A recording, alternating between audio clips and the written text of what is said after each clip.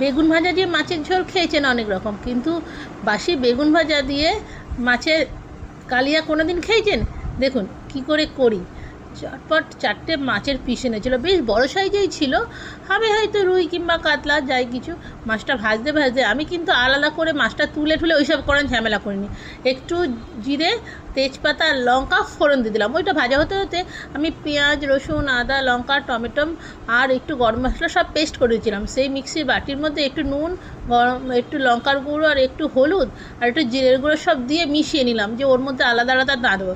এদিকে ঘরে বেঁচে থাকা 4 পিস বেগুন ভাজা রাত্রিরে ছিল, কিন্তু কেউ খাচ্ছিল না, সেইটাকে ওখানে মিশিয়ে দিয়ে একটু নাড়াচাড়া করতে করতে ওর মধ্যে মাছটা কিন্তু তোলার কোনো দরকারই নেই, একটু কাত করে এবার মশলাটা সব ঢেলে দিলাম। এবার নাড়াচাড়া করে নিয়ে একটু কষে নিয়ে বেশ তেল ছেড়েও দিল, দেখতেও সুন্দর হয়েছিল আর খেতে তো অপূর্ব স্বাদ হয়েছিল। বেগুন ভাজাটা আমার নষ্ট হলো না। আর এইবার একটু কষে টষে নিয়ে একটু গরম মশলা গুঁড়ো না ওর মধ্যে মিশিয়ে দিয়েছিলাম, আলাদা করে দিইনি, যেহেতু বেগুনটা ভাজা ছিল, মাছটা তুলব না, যদি পুড়ে যায় সব মশলা একটা একটা করে দিতে দিতে হয়ে গেল। ওপর থেকে একটু বাটি ধোয়া জলটা দিয়ে দিলাম আর ফুটতে দিলেই হয়ে গেল।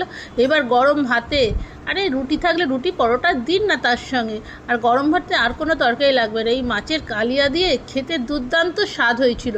আর এরকম করে বানিয়ে খান, খুব টাইম বেঁচে যাবে, এক থালা ভাত আপসে খেয়ে নেবেন।